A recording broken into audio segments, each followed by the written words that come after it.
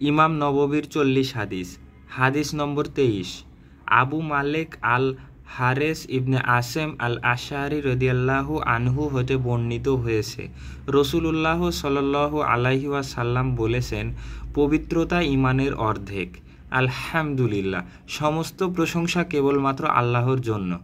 বললে পাল্লা পরিপূর্ণ করে দেয় এবং আল্লাহ সুবহানাল্লাহ আলহামদুলিল্লাহ, আল্লাহ কতই না পবিত্র এবং সমস্ত প্রশংসা কেবলমাত্র আল্লাহর জন্য, উভয়ে অথবা এর একটি আসমান ও জমিনের মাঝখান পূর্ণ করে দেয়।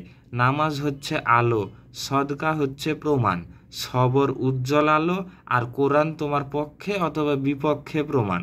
প্রত্যেক ব্যক্তি আপন আত্মার ক্রয় বিক্রয়ের মাধ্যমে সকাল শুরু করে, আর তা হয় তাকে মুক্ত করে দেয় অথবা তাকে ধ্বংস করে দেয়।